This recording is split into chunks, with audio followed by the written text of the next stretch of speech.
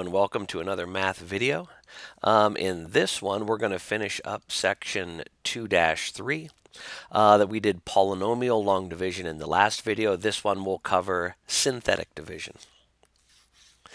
And the book says, for long division of polynomials by divisors in this form, 1x minus some number k, there's a shortcut called synthetic division. The pattern for this synthetic division of a cubic polynomial is summarized below. So, in front of the x cubed, we have an a number. In front of the x squared is a b. In front of x is a c, and our constant is d. So just like for the quadratic formula, we're going to pull out the coefficients, and we just line them up, a, b, c, d. Here is we're dividing by x minus k. And notice out here outside the synthetic division, this sort of L-shaped thing is a positive k. So if they give us like an x minus 7, you're going to put that 7 right outside here. If they give you a plus 7, you're going to change in what you put out here to a minus 7. So it's sort of like you take this, sign included, and when you put it outside for synthetic division, you swap the sign. So let's see what the pattern is here. The first number a, we bring it down, and then we multiply k times a, ka, and we add. And we're going to get something down here. We multiply that by k, and it goes right here. Add it with c. Whatever comes down below, we multiply that by k. That goes up here, and we add our last column. That last piece left over there, if there is any, is the remainder. Just like if we did division. And here, what we'll have below are the coefficients of the remainder. Like this one started with x to the third. So we would have a x squared plus this number times x plus our constant. And then our remainder will be at the end. And it says this, we talked about that. If it's a plus, we make it minus a negative. We switch that sign. So here we go. Use synthetic division to divide here. Now I'm looking at my coefficients. There's a 1 and a negative 10 and a 2 and a 4, but we're missing x cubed. So we are going to need to account for that missing power of x, just like in long division. So we're going to have a 1 plus 0 minus 10 minus 2 plus 4. Now we could do it. I think the book had it set up this way. It was a little different in my high school book. Now outside, we're dividing by this factor x plus 3. So we're going to switch that, make it a minus 3 out front. Okay, now we follow the little pattern, the algorithm. We bring the first term down 1. Negative 3 times 1 is negative 3. And we add this column, minus 3. Negative 3 times negative 3 is positive 9. And we add negative 10 plus 9 is negative 1. Multiply negative 3 times negative 1, that's plus 3. And if we add that column, we get plus 1. Negative 3 times 1 is minus 3. And we add the column, plus 1. Now remember at the beginning we stripped out the x's, that we had x to the fourth is what we started with. So after the division, we sort of factored out or divided by this x plus 3. So what we're left with here, we started with an x to the fourth, so this will be a 1 x to the 1 power lower, x to the third, minus next coefficient 3, that'll be a 3x squared. Next coefficient minus 1, that'll be an x, plus 1 is our constant, and then we have a remainder, plus 1 over x plus 3. And there it is, synthetic division. Notice in this one we did have a remainder of 1. What you really want to see are remainders of 0. If a 0 remainder pops out, that means you have a factor of the polynomial. And I think that's what we're about to see here. The remainder and factor theorems. The remainder obtained by synthetic division has an important interpretation as described in the remainder theorem. If polynomial f of x is divided by x minus k, then the remainder is f of that value k. Like if I come back to here, I erased it. There it is. So here we synthetically divided by negative 3, and out popped a 1 was our remainder. The remainder theorem says if we go back to the original function, right here, x to the fourth minus 10x squared, if we put a negative 3 in there, for the fourth power and the squared and the x and add the constant, the answer to come out the other side is exactly the same as the remainder. It would be a positive 1 in this case. So if you divide by x minus k, that is the same thing as evaluating the function at that number, that k value. The remainder theorem tells you that synthetic division can be used to evaluate a polynomial function. Sometimes it's a lot easier than plugging the x value into the function, is to just use this remainder theorem with synthetic division. That is, to evaluate a polynomial f of x at some number k, divide f of x by x minus k. The remainder is the output for that input. Like here. Use the remainder theorem to evaluate x is negative 2, and we can check our answer. So let's pull out our coefficients. We've got a 3x to the third plus 8x squared plus 5x minus 7.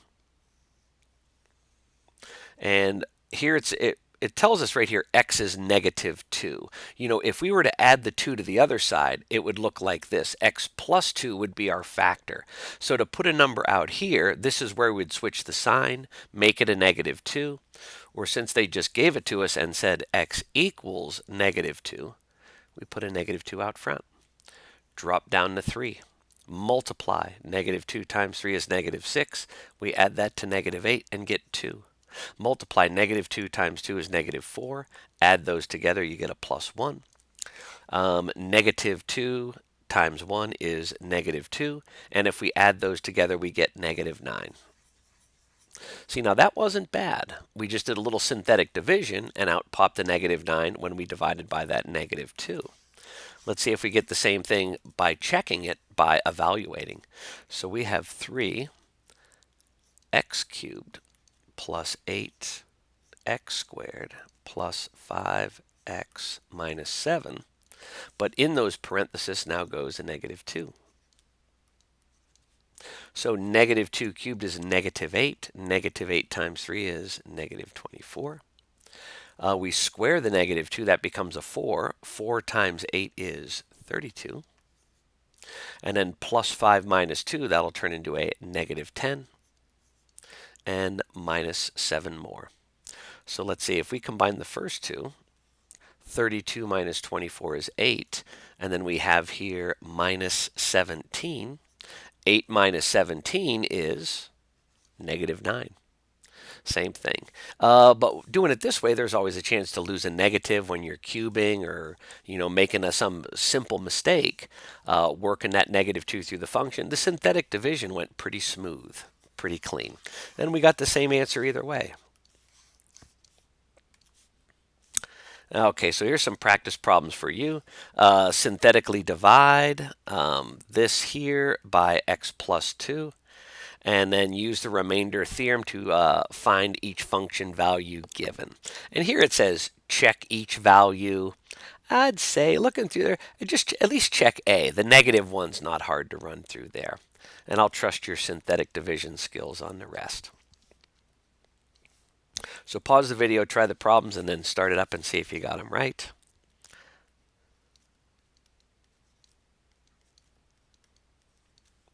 There's our coefficients. We're dividing by the factor x plus 2.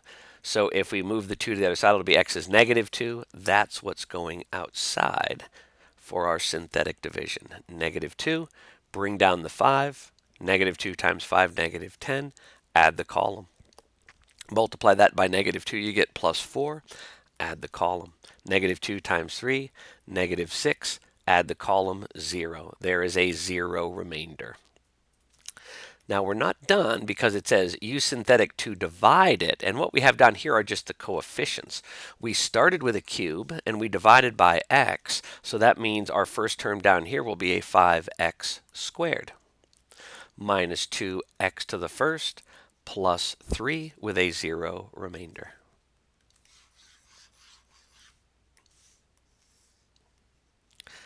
Alrighty. Now let's see. Let's set this up. We've got our 4x cubed, 10x squared, minus 3x and minus 8. And outside here, first we're going to put in a -1. Remember here what the f is -1, that's exactly what goes in. We're not switching the sign. It's not in the form of a factor. And we bring down the 4, multiply and get -4, add the column. Multiply -6, add the column. Multiply +9. Our answer is +1. Now this one, let's check it. This one isn't bad to check. When we put a negative in, it escapes the odd exponents. So -1 cubed will be a -1 times the 4 there will be a -4 plus this x squared would eat up the -1, so that would just be a +10. -3 times -1 is +3, and then we got a -8 on the end. Let's see here. -4 plus 10, that's 6. 6 plus 3 more takes us to 9. 9 minus 8 does indeed take us to 1. All right, let's put another number through there. Next up is 4. Oops. B is +4. Bring down the 4. Multiply, you get 16. Add the column. 26 times 4, it's at 104. 104 minus 3 is 101. Times 4 is 404. Subtract 8, what's that, 392? Yeah, there it is.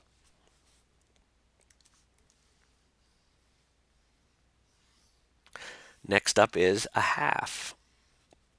1/2. Bring down the 4. This is nice because it's even. Half of 4 is 2. Add the column. Half of 12 is 6. Add the column. 3 times a half is 3/2 or 1.5.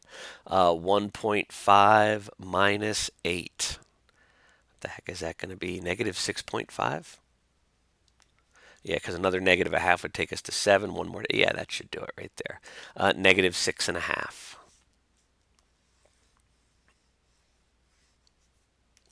And finally, oops, -3. Let's bring down to 4. Multiply -12. Add the columns. Multiply, get a 6. Add the columns. Multiply -9. Add the columns. -17. I hope I did those right. I don't have my notes here at home where I'm making this video. All right, what's next? The factor theorem. I already said if you get a zero remainder from synthetic division, it's a special case. Here it says a polynomial, f of x, has the factor x minus k if and only if f of k, if we input that into synthetic division, out pops a 0. If there's no remainder, you've found a factor. And we can use that to help us fully factor some pretty intimidating polynomials. Like this one here, if I slide that up and just look at that function, 2x to the 4, 7x cubed, all that other stuff, if I said factor that, where the heck do you begin? Just start guessing and checking some stuff. But here they were nice, and they told us we have a couple factors. X minus 2 is a factor. X plus 3 is a factor. So we can use those clues to help us fully factor f of x. I'm going to just come down here and strip out my coefficients. +2, +7, -4, -27, -18. Now, when they told us that these are factors, we're going to find we should get 0 remainders. If we get a non-zero remainder, we must have screwed up somewhere. So here, let's do this factor first, the x minus 2. You could do the +3 first. It does not matter since they're both factors. But I'm just going to do the -2 first, x minus 2. So we're going to synthetically divide by a +2. Bring down the 2 to get the party started, and multiply, and you get a 4. Add that column together, you get an 11. Multiply, you get 22. 22 minus 4 is 18. 2 times 18 is 36. 36 minus 27 is 9. 2 times 9 is +18. And there is our 0 remainder. Now I could, we could rewrite this. We started out as 2x to the 4th. We divided, so this first term would be 2x to the 3rd. And let me do this. I'm looking for my mouse because I'm just going to copy this whole slide because I want to do some fun stuff. Oop. Okay, here's the, oops, get back there. I got two of the same slide, so now I can just bounce back and forth. Let me get rid of this. If I take this up here. Again, we started our function, our original function, was an x to the fourth. So if we if we wanted to rewrite this, where'd my other slide go? There it is.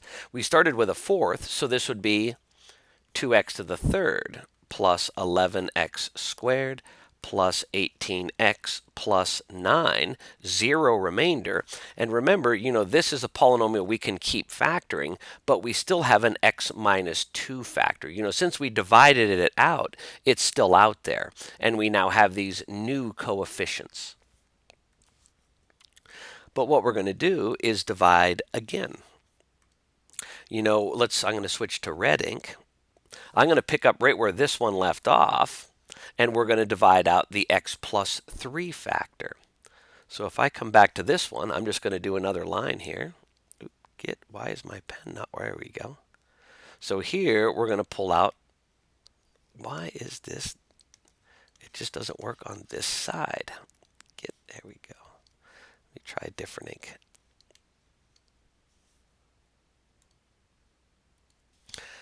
We were putting out there, I lost track, -3. -3.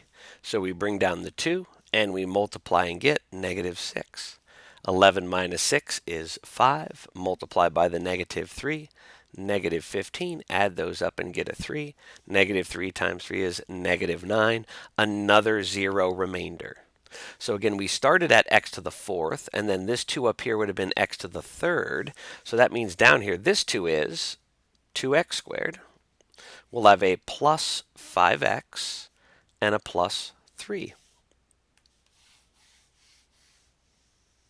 Now remember, we want to fully factor this, and we've already factored out two things. So if I put this in a set of parentheses, we factored out an x minus 2 and an x plus 3. And it's doing it again. Oh, come on.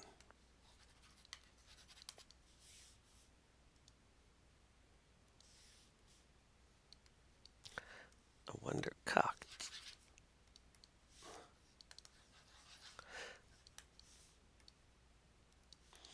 So x minus, and it's still, oh, this is driving me crazy.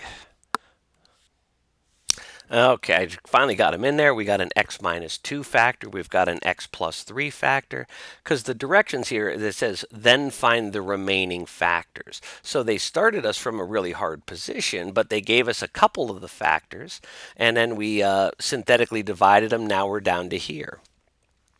So what we're going to do is factor that remaining quadratic. And we don't want to forget these other factors. They want to come along for the ride also. So,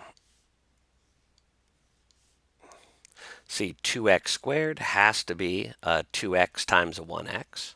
Everything is plus here, so these are plus. And then we're going to have a 3 and a 1. Let's see if I put my 3 over here, I'll multiply and get a 6 and be adding more, so that's not it. It's probably 2 times 1, and then 3 times x. Yeah, then my inner will add up to the 5x. So they gave us these two ones in blue to help whittle this down to something more manageable. Once we got it down to the 2x squared plus 5x plus 3, then it wasn't so bad to factor the remainder, with other methods. And what's this? Graphical solution. What we found there are the x-intercepts. Where are we going to cross the x-axis? And that's my duplicated slide. Practice problem for you. Show that x plus 3 is a factor of this, and then find the remaining factors. Be careful, you might be missing a power of x. So pause the video and try this out and see if you get it right. So we've got a 1x cubed plus a 0x squared minus 19x to the first minus 30. And we got this factor x plus 3. So that means outside here we're going to do a minus 3. And we bring down the first term 1. Negative 3 times 1 is negative 3. And we add the column. Multiply negative 3 and negative 3 is a positive 9. Add that up, you get a negative 10. Multiply that negative 10 by negative 3, you get positive 30. There is the 0 remainder. And, when they say show that, if we did not get a 0 remainder, that means we messed something up. And remember, we started here with this x to the third, So this will be our x to the second minus 3x to the first, and then minus 10.